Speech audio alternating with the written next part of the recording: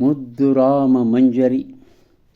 ಇವತ್ತಿನ ದಿವಸ ಇದು 46ನೇ ದಿನದ ಒಂದು ಪರಿಚಯದ ದಿನ. ಈ ಗ್ರಂಥದ್ದು ಸಾಹಿತ್ಯ ಸತ್ಸಂಗ ಅಂತ ನಾನು ಅಂದ್ಕೊಂಡಿದ್ದೇನೆ. ಪ್ರೀತಿ ಜೀವನ ಜೇನು, ಪ್ರೀತಿ ಜೀವನ ಜೇನು ಅನ್ನುವಂತಹ ಈ ಪ್ರಕರಣದಲ್ಲಿಯ ಕೆಲವು ಆಯ್ದ ಚೌಪದಿಗಳನ್ನು, ಒಂದು ಅದ್ಭುತವಾದಂಥ, ಒಂದು ಅಪರೂಪವಾದಂಥ ಚೌಪದಿ. ಬೆಳಗು, ಬೆಳಗು, ಅರುಣೋದಯ, ಸೂರ್ಯೋದಯ. ಬೆಳಗಾಯಿತೆಂದೊಡನೆ ದಿವಸವಿದೆ ಇನ್ನೊಂದು, ಪರಹಿತವ ನೆಸಗಲಿಕೆ, ಶುಭವ ಬಯಸಲಿಕೆ. ಒಳಿತಿಗವಕಾಶವಿದೆ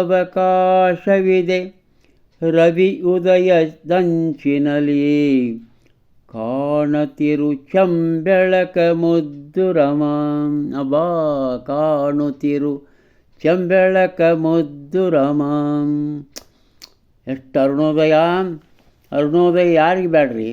ಎಲ್ಲ ಶ್ರೇಷ್ಠ ಕವಿಗಳಿಗೆ ಅರುಣೋದಯ. ಅದು ಅವರ ಕವಿ ಬೇಂದ್ರೆ ಅವರ ಆ ಬೆಳಗು ಕವನ. ಮುಡಲ ಮನೆಯ ಮುತ್ತಿನ ನೀರಿನ ಎರಕ ಬಾ ಹೊಯ್ದ, ನುಣ್ಣನೆ ಎರಕ ಬಾ ಹೊಯ್ದ. ಅವರು ಇನ್ನೊಂದು ಉಮರ್ ಖಯ್ಯಾಮಂದು ಒಂದು ಅನುವಾದ ಮಾಡಿದವರು. ಏಳು ಚಿನ್ನ ಬೆಳಗಾಯ್ತು ಅಣ್ಣ, ಮೂಡಲವು ತೆರೆಯ ಕಣ್ಣ, ನಕ್ಷತ್ರ ಜಾರಿ ತಮವೆಲ್ಲ ಸೋರಿ ಮಿಗಿಲಹುದು ಬಾನ ಬಣ್ಣ. ಆಹಾ, ಹೀಗೆ ಅದರಂತೆ ಸಾಕಷ್ಟು ನಮ್ಮೆಲ್ಲ ಶ್ರೇಷ್ಠ ಕವಿಗಳೆಲ್ಲ ಬರೆದಾರು. ಇಲ್ಲಿ ನೋಡಿ, ಕೊನೆಯದು ನೀನು ಯಾಕೆ ಇವತ್ತು ಓಪನ್ ಆದಿ? ಸೂರ್ಯ ಹುಟ್ಟಿದೆ ಅದಕ್ಕೆ, ಒಳ್ಳೆಯ ಕೆಲಸ ಮಾಡಲಿಕ್ಕೆ, ಪರಹಿತವನ್ನು ಮಾಡಲಿಕ್ಕೆ, ಶುಭವನ್ನು ಕೋರಲಿಕ್ಕೆ. ಇದಕ್ಕೆಲ್ಲ ಸೂರ್ಯೋದಯ ಆಗ್ಯದ. ನೀ ಕೆಲಸ ಮಾಡ್ಕೋತ ಚೆಂದಾಗಿ ಬದುಕಬೇಕು. ಕಾಣುತ್ತಿರು ಚಂಬೆಳಕ. ಹುಟ್ಟುವಾಗ ಸೂರ್ಯನ ಬೆಳಕು ಎಷ್ಟು ಚಂದ ಇರ್ತದಂತೆ, ಚಂಬೆಳಕ. ಈ ಚಂಬೆಳಕ ಅಂದ್ಕೊಳ್ಳಿ ನನಗೆ ನೆನಪಾಗ್ತಾಯಿದೆ ನಮ್ಮ ಶ್ರೇಷ್ಠ ಕವಿ ವರೆಣ್ಯರು. ಚಂಬೆಳಕ ಕವಿ ಯಾರು? ಶ್ರೀ ಚನ್ನವೀರ ಕಣವಿಯವರು. ಅದ್ಭುತ ವ್ಯಕ್ತಿತ್ವ. ನಾನವರಿಗೆ ನನ್ನ ಮಂಕುತಿಮ್ಮ ಕಗ್ಗ ದರ್ಶನ ಹಾಗೂ ಶ್ರೀ ರಾಮಾಯಣ ದರ್ಶನ, ಶ್ರೀ ದರ್ಶನ 2 ಪುಸ್ತಕಗಳನ್ನು ಪ್ರಕಟವಾದ ಕೂಡಲೇ ಕೊಟ್ಟು ಕಳಿಸಿದ್ದೆ. ಅದ್ಭುತ. 2 ಪೇಜ್ ನನ್ನ ಪುಸ್ತಕದ ಮೇಲೆ ಅವರು ಪ್ರಶಂಸೆ ಮಾಡಿ ಬರೆದಿದ್ದರು, ಚಂಬೆಳಕ ಕವಿ ಅಂತ. ರಾಮಾಯಣ ದರ್ಶನ, ಶ್ರೀ ದರ್ಶನಕ್ಕಂತೂ ಎಂತಹ ಕೆಲಸ ಮಾಡಿರಿ ಅಂತ ತಿಳ್ಕೊಂಡು ಭಾಳ ಪ್ರಶಂಸೆ ಮಾಡಿದರು. ಮತ್ತು ಮಾತಾಡಿದ್ರು, ಮುಂಚೆ ಅರ್ಧ ತಾಸು ಮಾತಾಡಿದರು. ಪ್ರತಿ ಪ್ರಕರಣದ ವಿಮರ್ಶೆಯನ್ನು ಮಾಡಿದರು ತಾವು ಮಾತಿನಲ್ಲಿ. ಭಾಳ ಸಂತೋಷ ಅನ್ನಿಸ್ತದೆ. ಇವತ್ತು ಅವ್ರ ನೆನಪಾತು ಈ ಚಂಬೆಳಕ ಅಂತ ಶಬ್ದವನ್ನು ನೋಡಿ. ಈಗ ಮನುಷ್ಯ ನಾನು ಬೇರೆ ನೀನು ಬೇರೆ ಎಂಬ ಭಾವದಿಂದ ಬದುಕಬಾರದು. ಎಲ್ಲರೊಳಗೊಂದಾಗು ಮುದ್ದು ರಾಮ, ಇವನಿಂದ ಅವನಿಂದ ನಾಭಿನ್ನ ಎನ್ನದಿರೋ, ಪ್ರತ್ಯೇಕ ಭಾವನೆಗೆ ಅಂಟಿ ನಿಲ್ಲದಿರೋ. ಎಲ್ಲ ನಮ್ಮವರೆನ್ನು ನೀ ವಿಶಿಷ್ಟನು ಆಗ, ಎಲ್ಲರೊಳಗೊಂದಾಗು ಮುದ್ದು ರಮ. ಏನಿದೆ ಎಲ್ಲರೊಳಗೊಂದಾಗೋದು ಅಂದ್ರೇನು? ವಿಶ್ವಮಾನವ ಸಂದೇಶನ ಇದ್ದಂಗೆ ನಮ್ಮ ಶ್ರೀ ರಾಷ್ಟ್ರಕವಿ ಕುವೆಂಪು ಅವ್ರ ಪ್ರಕಾರ, ಬೇಂದ್ರೆ ಅವ್ರ ಪ್ರಕಾರ ವಿಶ್ವ ಸಂದೇಶ, ವಿಶ್ವ ಪ್ರಜ್ಞೆ ಅಂತಾರೆ ಬೇಂದ್ರೆ ಅವರು.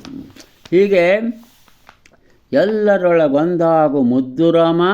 ಇದು ಮಂಕುತಿಮ್ಮನದಲ್ಲಿಯೂ ಇದೆ, ಎಲ್ಲರೊಳಗೊಂದಾಗು ಮಂಕುತಿಮ್ಮ, ಎಲ್ರಿಗೂ ಬರ್ತದೆ ಅಂತ. ಇನ್ನು ಮುಂದೆ ಹಾಗೆ ನಾನು ಹೋದಾಗ ಮುಂದೆ ನೋಡ್ರಿ, ಒಂದು ಸತ್ಸಂಗ, ಸಜ್ಜನ ಸಂಘ, ಸತ್ಸಂಗ ಎಲ್ಲ ಒಂದು ಎಷ್ಟು ಸುಂದರವಾದಂಥ ಒಂದು ಚೌಪದಿ. ಮಾಡು ಸಜ್ಜನ ಸಂಘ ಅದು ಹೊಂಗೆ ನೆರಳಂತೆ, ಮಾಡು ಸಜ್ಜನ ಸಂಗ ಅದು ಹೊಂಗೆ ನೆರಳಂತೆ, ಮೊಸರ ಕಡೆದರೆ ಬೆಣ್ಣೆ ತಾತೇಲಿ ಬರದೆ. ದುರ್ಜನರ ಸಂಗ ಬಿಡು ಅದು ಬೇವ ಸವಿದಂತೆ, ಸತ್ಸಂಗ ಬಾಳಸಿರಿ ಮುದ್ದು ರಾಮ. ಸತ್ಸಂಗ ಬಾಳಸಿರಿ ಮುದ್ದು ರಾಮ. ಅದ್ಭುತ ಅಲ್ಲ? ಒಂದು ಅದ್ಭುತವಾದಂಥ ಒಂದು ಸತ್ಸಂಗವನ್ನು ಮಾಡ್ಕೋತಾ ಇರಬೇಕು, ಸತ್ಸಂಗದಲ್ಲಿ ಇರಬೇಕು. ಅದು ವ್ಯಕ್ತಿಗಳ ಸತ್ಸಂಗ, ಉತ್ತಮ ಸತ್ಸಂಗ ಇರ್ಬೋದು, ಎಲ್ಲ ಇರ್ಬೋದು. ಒಂದು ಪುಸ್ತಕಗಳು ಸಹ ಒಳ್ಳೆಯ ಪುಸ್ತಕಗಳನ್ನು ಹತ್ತಿರ ಇಟ್ಕೊಂಡು ಓದ್ತಾ ಇರಬೇಕು, ಅದು ಸತ್ಸಂಗನೇ. ಈ ರೀತಿ ಇರಬೇಕು ಅಂತ ಹೇಳ್ತಾರೆ. ಇಲ್ಲಿ ಒಂದು ಶಬ್ದ ಹೊಂಗೆ ಮರದ ಉಪಮೆಯನ್ನು ಕೊಡ್ತಾರೆ. ಮಾಡು ಸಜ್ಜನ ಸಂಗ ಅದು ಹೊಂಗೆ ನೆರಳಂತೆ. ಎಷ್ಟು ಚಂಪಿರ್ತದ್ರಿ ಅಲ್ಲಿ. ಇದೇ ಹೊಂಗೆ ಮರಳನ್ನು ಉದಾಹರಿಸಿ ನಮ್ಮ ಶ್ರೇಷ್ಠ ಕವಿವರ್ಯರು ಶ್ರೀ ಎಚ್.ಎಸ್. ವೆಂಕಟೇಶ ಮೂರ್ತಿಯವರು ಅದ್ಭುತವಾದ ಆ ಕವನ ಬರೆದಿದ್ರು. ಯಾವುದದು ಕವನ? ಇರಬೇಕು ಇರುವಂತೆ ತೊರೆದು ಸಾವಿರ ಚಿಂತೆ. ಏನು ಹಾಡ್ರಿ ಅದು! ಆ ಹಾಡನ್ನು ನಮ್ಮವರು ಶ್ರೀ ರಾಘವೇಂದ್ರ ಬೀಜಾಡಿ ಅವರು ಹಾಡ್ಯಾರ. ತಾವೆಲ್ಲರೂ ಕೇಳ್ಬೋದು, ಅದನ್ನು ಯೂಟ್ಯೂಬ್ನಲ್ಲಿ ಸಿಗುತ್ತೆ ನಿಮಗೆ. ಇರಬೇಕು ಇರುವಂತೆ ತೊರೆದು ಸಾವಿರ ಚಿಂತೆ. ಆ ಹೊಂಗೆ ಮರ ಬಿಸಿಲಿನೊಳಗೆ, ಕೊದಿಯೋ ಬಿಸಿಲಿನೊಳಗೆ, ಮಧ್ಯಾಹ್ನದ ಬಿಸಿಲಿನೊಳಗೆ ಸುಡ್ಕೊ ನಿಂತಿದ್ರು. ಅದರ ಕೆಳಗೆ ಹೋಗ್ರಿ, ಏನು ತಂಪು ಅಂತೀರಿ. ಅಷ್ಟು ತಂಪನ್ನು ಅದು ನಮಗೆ ಕೊಡ್ತದ ಅಂಥೇಳಿ ಈ ಒಂದು ಸತ್ಸಂಗದ ಒಂದು ಚೌಪದಿ ಅದ. ಇನ್ನು ಮುಂದಿನ ಚೌಪದಿಯು ನೆನಪಿನ ಕುರಿತು ಭಾಳವ. ನೆನಪು ಎಷ್ಟು ಮಹತ್ವದ ಅಲ್ಲ. ಮುಂಚೆ ನಾನು ಅತಿಥಿಗಳನ್ನು ಕುರಿತು ಒಂದು ಇದನ್ನು ಹೇಳ್ತೇನೆ.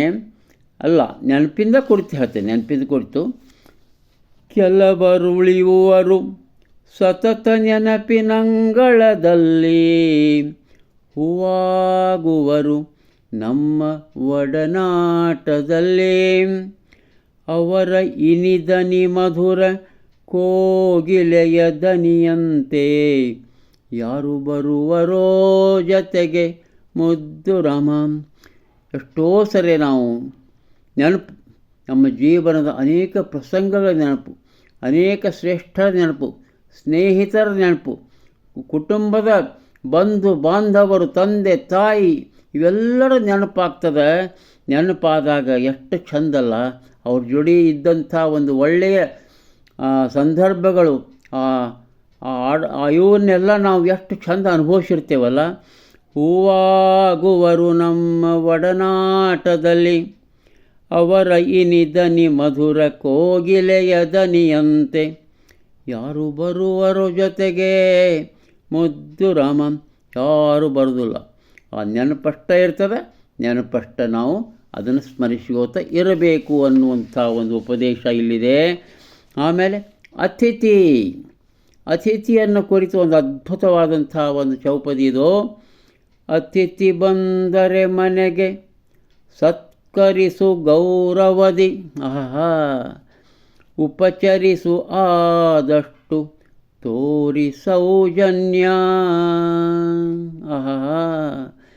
ಮಾಧವಗೆ ಕುಚೇಲ ಆತಿಥ್ಯ ಮಾದರಿಯೋ, ಪ್ರೀತಿ ನಂಟಿನ ಕೊಂಡೇ ಮುದ್ದು ರಾಮ.